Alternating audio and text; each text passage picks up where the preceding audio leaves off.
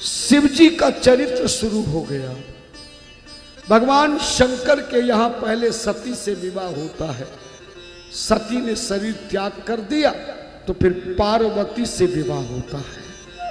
और दोनों विवाहों से बताया शिव का अर्थ होता कल्याण करने वाला और सती का अर्थ होता है पतिव्रता। हम लोगों को समझा रहे हैं चाहे पतिव्रता जैसी पत्नी मिल जाए और शिव जैसा कल्याण करने वाला पति मिल जाए, लेकिन पति और पत्नी की जिंदगी में सुख आनंद प्रभु की कृपा तभी प्राप्त होगी जब जाकर के तुम सत्संग श्रवण करोगे। जय हो।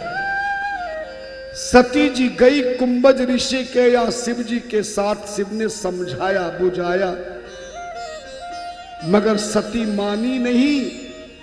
प्रभु की कथा का सत्संग ध्यान से नहीं सुना तो परिणाम ये निकला कथा सुनाने वाला का भी अपमान कर दिया। राम जी के दर्शन हुए तो राम जी का भी अपमान कर दिया सती ने।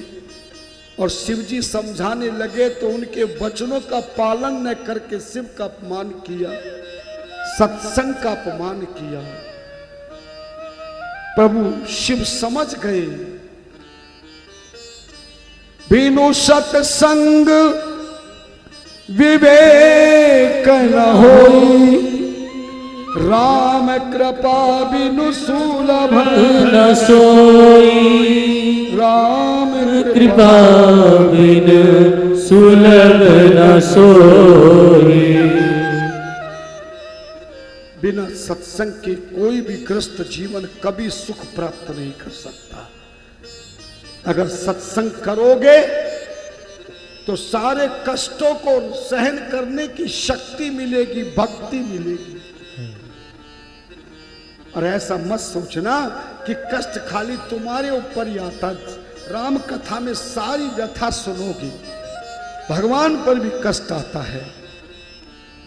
पर ध्यान देना पति और पत्नी में अगर प्रेम है तो गृहस्थ में कितना भी कष्ट आ जाए, कोई कितना भी रुष्ट हो जाए, कोई कितना भी नष्ट हो जाए, जीवन भ्रष्ट हो जाए, पर पति और पत्नी का अगर घनिष्ठ प्रेम है तो आप देखना पत्नी के सहारे से पति सारे कष्टों से मुक्ति को प्राप्त करके प्रभु की भक्ति को प्राप्त करता है। धीरज धारण मित्र अरुणारी आपत्काल भय। और इसीलिए किसी भी पत्नी के नाम से पहले धर्म शब्द लगा।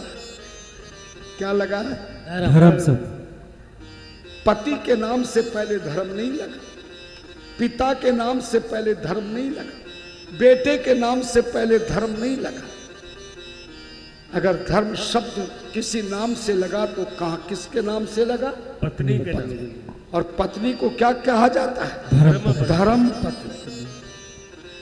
वही धर्म के मार्ग पर चलाकर पति के जीवन को, संतान के जीवन को, रिश्तेदार के जीवन को उत्थान करा देती है और राम कथा करा करके जीवन का सम्मान करा देती है। जय हो, जय हो।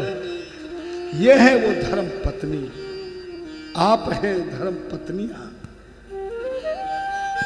पति आवे ना आवे, पति का बाप आवे ना आवे, पर खुद आकर के सारे परिवार के लिए कथा सुनने के लिए बैठ जाए।